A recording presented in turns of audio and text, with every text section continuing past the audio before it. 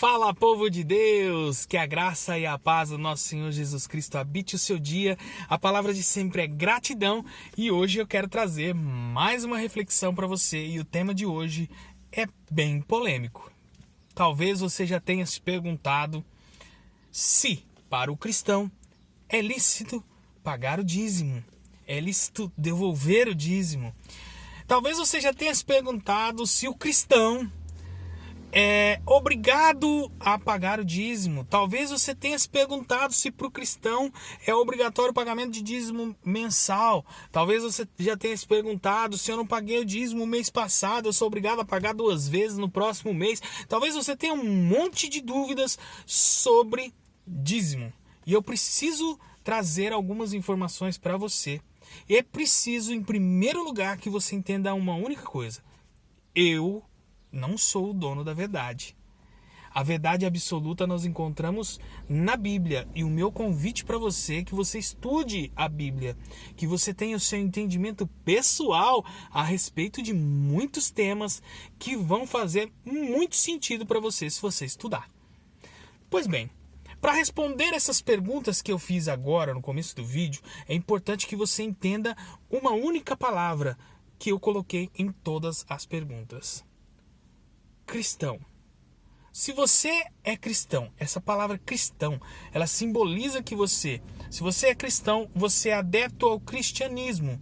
E o cristianismo nada mais é do que a palavra do nosso Senhor Jesus Cristo. Acreditar em Cristo, acreditar em que Cristo veio, que Cristo realizou os seus milagres, acreditar em que Ele foi crucificado para a remissão dos nossos pecados, que Ele ressuscitou e está à direita de Deus Pai.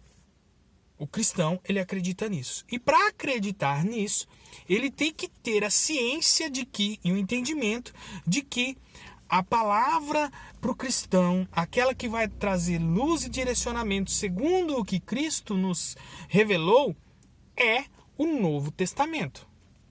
Isso é óbvio.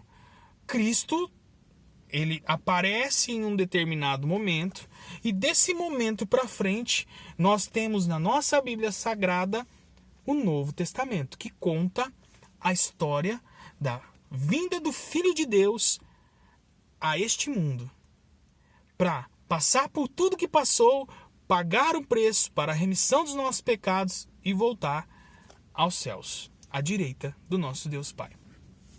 Então, se você entende isso, se você entendeu que você é um cristão, se você acredita no Novo Testamento, se você acredita que Cristo é a luz para o seu caminho, é a luz para a sua salvação, se Cristo é o seu Salvador, a partir de agora a nossa conversa começa a ter um sentido diferente.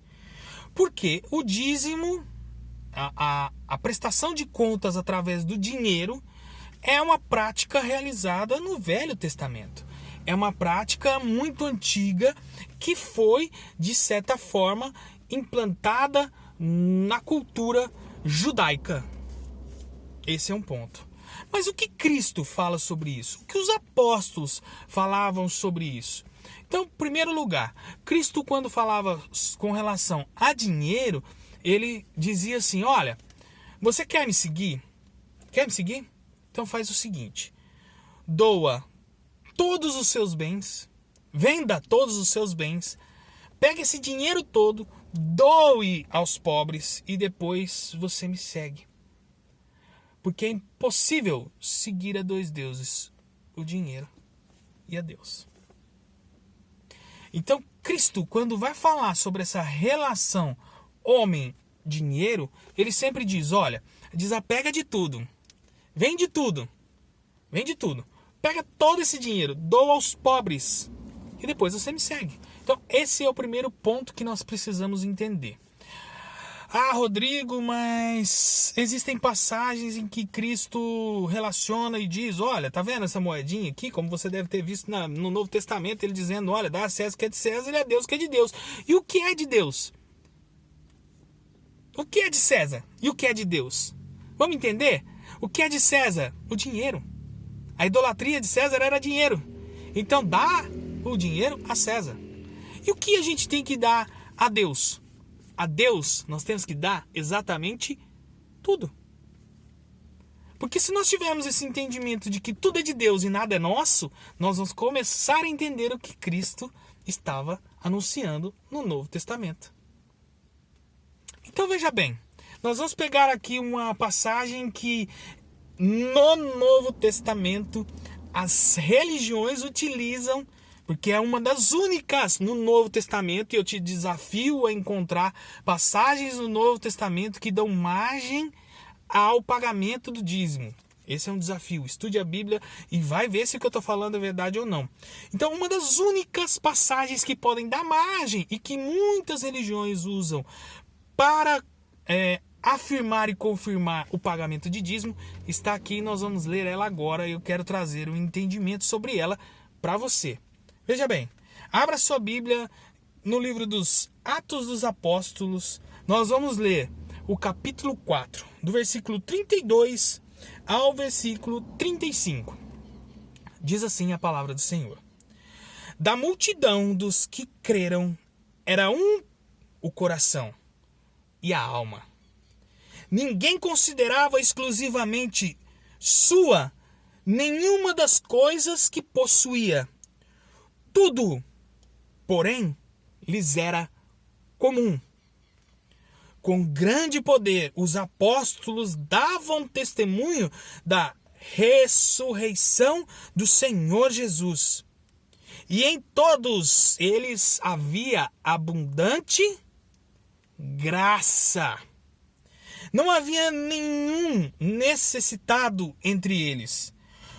Por quê? Os que possuíam terras ou casas, vendendo-as, traziam os valores correspondentes e os depositavam aos pés dos apóstolos. Então se distribuía a cada um conforme a sua necessidade. O que é engraçado é que muitas das religiões elas se aproveitam ou utilizam do versículo 34. Será?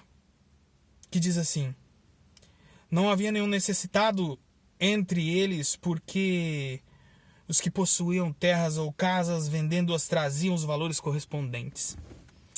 Pois bem, mas a palavra como um todo, esse texto pequenininho aqui como um todo, e se você ler o contexto do capítulo 4 como um todo, o teu entendimento ainda vai melhorar muito. Mas esse contexto sobre a comunidade cristã dizia que nada era meu, tudo era nosso.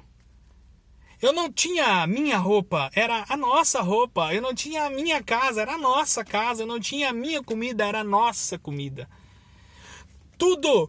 Quando alguém se convertia ao cristianismo, quando alguém entendia o que Cristo realmente queria de nós, sabe o que eles faziam? Eles vendiam tudo, exatamente tudo o que eles tinham. Vendiam tudo. E com esse dinheiro, eles pegavam esse dinheiro e davam aos apóstolos, que os apóstolos pegavam tudo o que eles arrecadavam e distribuíam entre eles conforme a necessidade de cada um. Isso é pagamento de dízimo? Isso é pagamento da 10ª parte? Isso é devolver a Deus a 10ª parte? Isso é o egoísmo de achar que 90% é meu e 10% é de Deus? Ou aqui está dizendo, eles não precisavam de nada porque a eles era dada abundante graça. E se você entende o que é graça, você vai entender o que é abundante graça. Abundante graça é você não precisar de nada. Você só precisa de uma única coisa: Deus. O que será que você tem como entendimento dessa palavra a partir de agora? A partir de agora, se você estudar esse texto, pega o capítulo 4, estuda ele como um todo. O dízimo, a partir de agora, para você, cristão, é lícito? Você deve pagar o dízimo? O que é o dízimo para você, se você entendeu essa passagem? Será que 10% é de Deus e 90% é seu? Será que nós somos cristãos verdadeiramente? Será que nós estamos lendo o Novo Testamento? Será que a igreja se corrompeu? Será que as religiões corromperam a igreja? Pois bem, essa é uma resposta que você tem que encontrar. Eu já encontrei a minha e eu quero trazer essa luz para você. Esse é o entendimento da palavra estude, tire você as suas próprias conclusões. E eu quero muito que Deus te abençoe e que te traga abundante graça para a sua vida. Fiquem com Deus, que Deus abençoe cada um de vocês e até a próxima. Tchau, tchau.